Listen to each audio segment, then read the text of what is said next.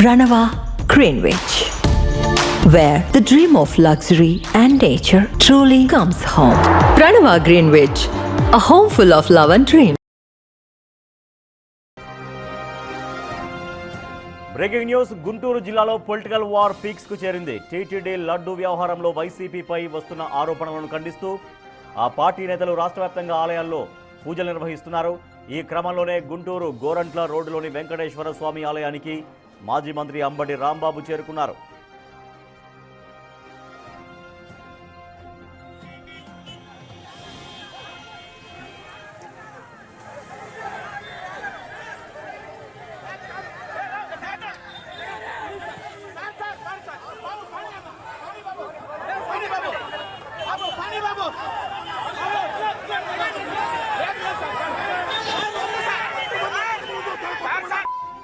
అయితే అంబటి రాంబాబు రాకను నిరసిస్తూ టీడీపీ కార్యకర్తలు భారీగా తరలివచ్చారు. ఆలయం వద్దే కాకుండా సెంటర్లో ఉన్న ఫ్లెక్సీల వద్ద మోహరించారు.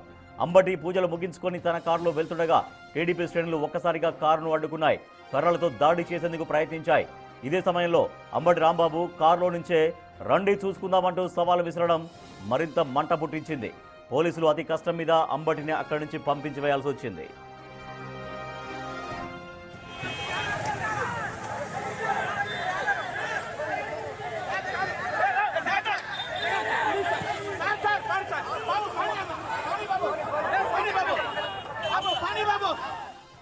గుంటూరులో రాజకీయం రణరంగంగా మారింది. టీటీడీ లడ్డు వివాదం కాస్త వైసీపీ టీడీపీ నేతల మధ్య భౌతిక దాడుల వరకు వెళ్ళింది. పరిస్థితి చేయి దాటిపోతుండటంతో పోలీసులు ఆందోళనకారుల్ని చెదరగొట్టి అంబటి రాంబాబు కారుకి రూట్ క్లియర్ చేశారు. ప్రస్తుతం గోరంట రోడ్డులో భారీగా పోలీసు బలగాలు మోహరించారు.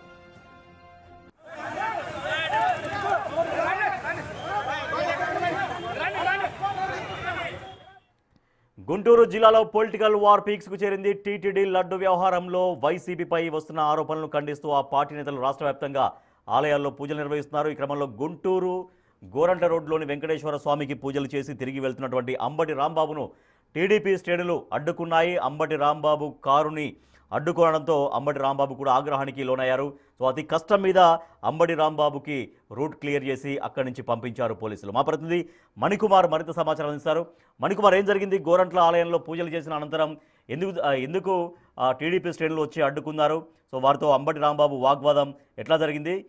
పోలీసులు ఎట్లా బందోబస్తు ఏర్పాటు చేశారు? ఇప్పుడు ప్రస్తుతం దాన్ని ఆ పరిస్థితిని అదుపు చేయడంలో భాగంగా రాజేష్, గుంటూరు జిల్లాలో ఏదైతే గత 5 ఏళ్లలో తిరుమల తిరుపతి లడ్డు వ్యవహారానికి సంబంధించి వైసీపీ చేస్తుందని, అవినీతి చేస్తుందంటూ కూడా ఎక్కడికక్కడ రాష్ట్ర వ్యాప్తంగా వైసీపీ మీద ఆరోపణలు చేస్తూ రాష్ట్ర వ్యాప్తంగా ఎక్కడికక్కడ ఫ్లెక్సీలు పెట్టిన పరిస్థితి. అయితే ఈ నేపథ్యంలో గుంటూరులో గత కొన్ని రోజుల నుంచి కూడా ఈ ఫ్లెక్సీల వ్యవహారం నడుస్తూ ఉంది. అయితే ఈ ఏదైతే టీడీపీ ఏర్పాటు చేసినట్టు ఫ్లెక్సీలకు నిరసనగా వైసీపీ మీద ఆరోపణలు చేస్తున్నారంటూ కూడా దానికి ఖండిస్తూ కూడా ఎక్కడికక్కడ వైసీపీ ఆలయాల్లో పూజలు చేస్తూ వస్తుంది. అయితే ఈ నేపథ్యంలోనే మాజీ మంత్రి అంబటి రాంబాబు కూడా గుంటూరులో ఈ రోజు గోరంట్ల రోడ్లోని వెంకటేశ్వర స్వామి ఆలయంలో పూజలు చేయడానికి వెళ్లారు. అయితే అంబటి రాంబాబు అక్కడికి వస్తున్నారని తెలుసుకున్నటువంటి టీడీపీ కార్యకర్తలు పెద్ద ఎత్తున అక్కడికి చేరుకున్నారు. ఏదైతే గోరంట్ల రోడ్లోని ఎన్టీఆర్ విగ్రహం వద్ద ఏర్పాటు చేసిన ఈ తిరుపతి లడ్డుకు సంబంధించిన ఫ్లెక్సీ వద్దకు పెద్ద ఎత్తున టీడీపీ సంబంధించిన కార్యకర్తలంతా కూడా చేరుకున్నారు. అంబటి రాంబాబు ఆలయంలో వెంకటేశ్వర స్వామి ఆలయంలో పూజలు నిర్వహించి అనంతరం తిరిగి వెళ్తున్న క్రమంలో అతన్ని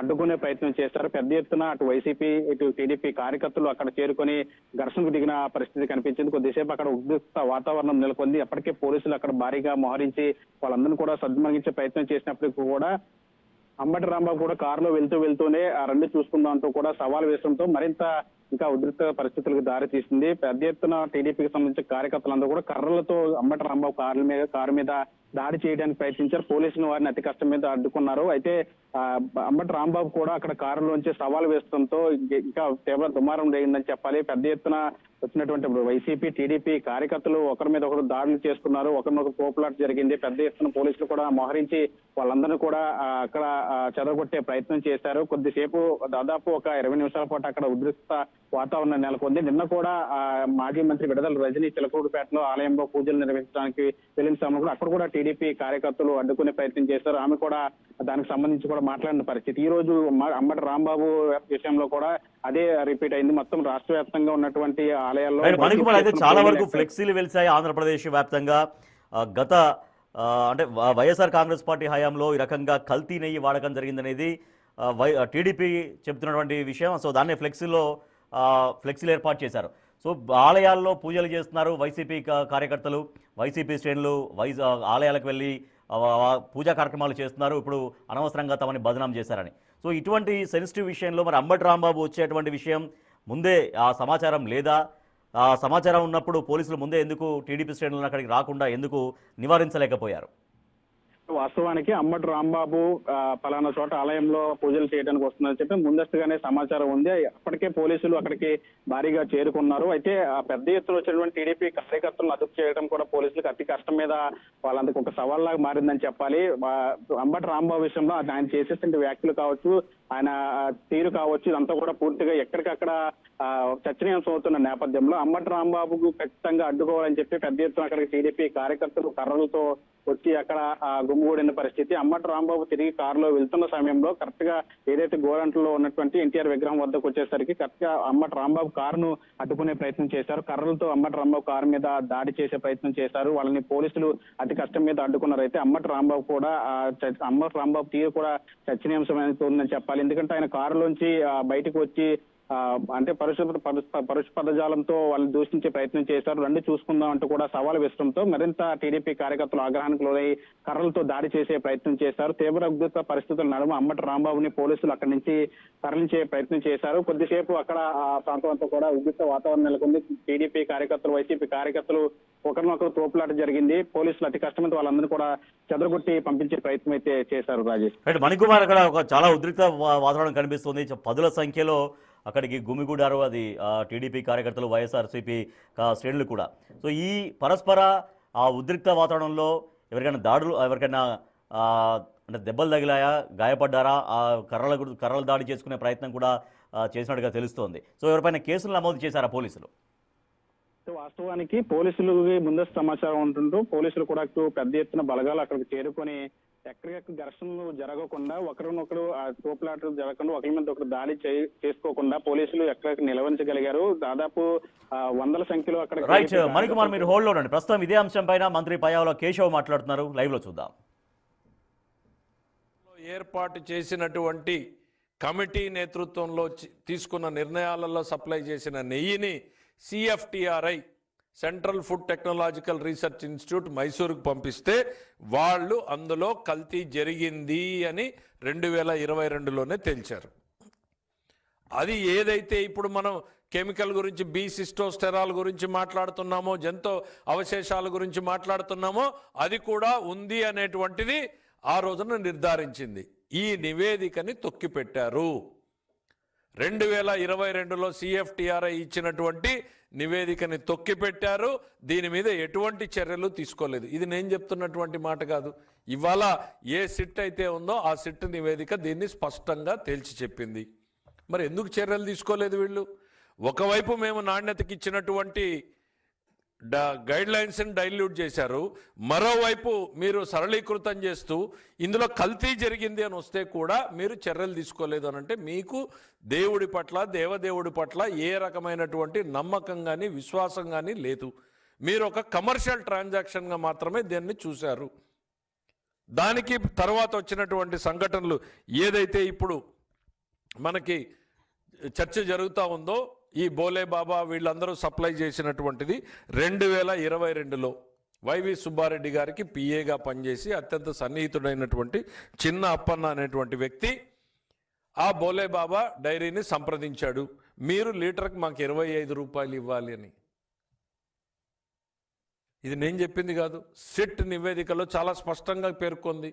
వాళ్ళు మేము ఇవ్వము అనేటువంటిది మొండికేస్తే ఇతను తన యంత్రాంగంలో ఉన్నటువంటి వ్యక్తులందరినీ ఉపయోగించి వాళ్ళని నిబంధనల్లోకి రారు అని సర్టిఫికేట్ ఇప్పించి వాళ్ళని డిస్క్వాలిఫై చేయించారు. చేయిస్తే వాళ్ళు రకరకాల రూట్లలో దీంట్లోకి చొరబడ్డారు. వేరే కంపెనీలు పెట్టి, ఆ కంపెనీలు పెట్టి, ఆ డీటెయిల్స్ అన్నింటిలోకి నేను పోవడం లేదు. వీళ్ళు దీన్ని ఒక కమర్షియల్ ట్రాన్సాక్షన్ లాగా చూశారు తప్ప దేవదేవుడికి భక్తితోటో, ప్రేమతోటో, అభిమానంతోటో చేయాల్సినటువంటి ఈ ప్రక్రియలో వీళ్ళు ధన సంపాదనకు చూసేటువంటి ప్రయత్నం చేశారు. ఆ తర్వాత ఇవాళ సిట్ క్లియర్గా చెప్పింది, దాదాపు 240 కోట్ల రూపాయల ఫ్రాడ్ జరిగింది. ఇందులో 4 కోట్ల రూపాయలు చిన్న అప్పన్న అకౌంట్లోకి వచ్చాయి, అక్కడి నుంచి ఇతర అకౌంట్లకు మళ్లించబడ్డాయి. ఆ ఎవరి అకౌంట్లకు పోయినాయి అనేటువంటిది కూడా బయటికి రావాలి, ప్లస్ క్యాష్ ఇచ్చారు అనేటువంటిది, ఇవన్నీ కూడా వెలుగులోకి రావాలి. ఇది ఒక ఆస్పెక్ట్. ఈ కల్తీ జరిగింది అనేటువంటిది ఎస్టాబ్లిష్ అయిన తర్వాత 2024లో మా ప్రభుత్వం వచ్చిన తర్వాత గౌరవ ముఖ్యమంత్రి చంద్రబాబు నాయుడు గారు ఆయన స్వయంగా వెంకటేశ్వర స్వామిని నమ్మినటువంటి వ్యక్తి. వెంకటేశ్వర స్వామిని తప్ప మరే దేవుణ్ణి అంత ప్రగాఢంగా ఆయన ఇష్టపడతాడని నేను అనుకోను, నాకున్నటువంటి అనుభవంతో. ఆ దేవదేవుడే ఆయన్ని కాపాడాడు. ఈ ప్రజాసేవకి ఇంకా ఆయన చేస్తున్నాడు అంటే ఆ దేవదేవుడైనటువంటి వెంకటేశ్వర స్వామి వల్లనే అనేటువంటిది ప్రగాఢంగా నమ్మేటువంటి వ్యక్తి. ముఖ్యమంత్రి ఆయన మరుక్షణం ఆయన 2 నిర్ణయాలు తీసుకున్నాడు. ఫస్ట్ తను పనిచేయాలంటే తనకు కార్యదర్శి కావాలి కాబట్టి ఫస్ట్ అపాయింట్మెంట్ ఆఫ్ సెక్రటరీ అయితే, రెండవ పోస్టింగే ఈ రాష్ట్రంలో జేఈఓ టీటీడీకి ఈఓగా శ్యామలరావు గారిని ప్రతిపాదించడం జరిగింది. అంటే ఆ టీటీడీ ప్రక్షాళన చెయ్యాలి అనేటువంటిది మాకు ఏ స్థాయిలో ఉంది అనేటువంటిది మీకు చెప్పదలుచుకున్నాం. సెకండ్ పోస్టింగ్ వెళ్ళిన తర్వాత జేఈఓ గారు ప్రక్షాళన అనేటువంటిది మొదలుపెట్టాడు. లడ్డు క్వాలిటీని ఇంప్రూవ్ చేయడానికి నెయ్యి క్వాలిటీ పెరగాలి అనేటువంటి అందరు సూచనలు తీసుకున్నాడు. ఇప్పుడున్న నెయ్యి క్వాలిటీ ఏంటి అనేటువంటిది శాంపిల్స్ పంపించారు. ఆ పంపించినప్పుడే ఈ విషయం వెలుగులోకి వచ్చింది. ఎన్డీడీబీకి కూడా ఒక శాంపిల్ పోయింది. నేషనల్ డైరీ డెవలప్మెంట్ బోర్డు దేశంలో అత్యున్నతమైనటువంటి సంస్థ, డైరీల్లో వాళ్ళకి మించినటువంటి సంస్థలు లేవు. వాళ్ళకు పంపినటువంటి శాంపిల్స్లో ఏం జరిగింది అనేటువంటిది మనం కళ్ళ ముందు చూసాం. ఆ రిపోర్ట్ ఒకటి వచ్చింది. ఏమని వచ్చింది అనంటే, ఇందులో జంతు అవశేషాలు, జంతు కొవ్వు అవశేషాలు ఉండే అవకాశం ఉన్నాయి ఈ శాంపులో. ఎన్డీడీబీ రిపోర్టు చాలా స్పష్టంగా ఇందులో జంతు కొవ్వు అవశేషాలు ఉన్నాయి అనేటువంటిది రిపోర్ట్ ఇచ్చింది. ఆ రిపోర్ట్నే గౌరవ ముఖ్యమంత్రి గారు మా ఎన్డీఏ సమావేశంలో చెప్పాలా లేదా? ఇంత సెన్సేషనల్ వ్యవహారం ప్రభుత్వం దృష్టికి వచ్చినప్పుడు దాన్ని రాష్ట్ర ప్రజల ముందు చెప్పాలా లేదా? లేకపోతే 2022లో ఇచ్చినటువంటి రిపోర్ట్ లాగా తొక్కిపెట్టాలా? ఇవాళ వెంకటేశ్వర స్వామి భక్తుడిగా, రాష్ట్ర గౌరవ ముఖ్యమంత్రిగా తనకున్నటువంటి బాధ్యతను ఆయన తీసుకుని ఆయన అందులో వీళ్ళు ఎంత దుర్మార్గానికి ఒడిగట్టారు అనేటువంటిది ఆయన ఒక ఇంటర్నల్ మీటింగ్లో దాన్ని స్పష్టం చేశారు. చేసింది నిజమా కాదా అనేటువంటిది ఇవాళ సిట్ రిపోర్ట్ని చూస్తే తెలుస్తుంది. దయచేసి అందరినీ కోరుతా ఉన్నా, సిట్ రిపోర్ట్ ఏదైతే ఫైనలైజ్ చేసి ఛార్జ్షీట్ వేశారో సప్లిమెంటరీ రిపోర్టు, దాంట్లో పేజ్ నంబర్ 35లో చివరి 3 లైన్లు మాత్రం మీ సౌకర్యం కోసం చదవాలనుకుంటున్నాను. TTD Tirumala Tirupati Devasthanam received the NDDB CALF test reports on 16/7/2024 and 23/7/2024 respectively, which shows ghee adulteration with vegetable and animal fats. Tirumala Tirupati దేవస్థానానికి 6/7/24, 23/7/24న 2 రిపోర్ట్లు వచ్చినాయి. ఆ నెయ్యిలో కల్తీ జరిగింది అని, ఆ కల్తీలో ఒకవైపు వెజిటబుల్ ఆయిల్స్, మరోవైపు జంతువుల కొవ్వు ఉంది అనేటువంటిది ఎన్డీడీబీ రిపోర్ట్ స్పష్టంగా తేల్చింది అనేటువంటిది సిట్ ఛార్జ్షీట్లో ఉంది. ఇదే ముఖ్యమంత్రి గారు చెప్పారు. ముఖ్యమంత్రి గారు చెప్పింది నిజము అనేటువంటిది సిట్ నిర్ధారించింది. మరి వైఎస్ఆర్సీ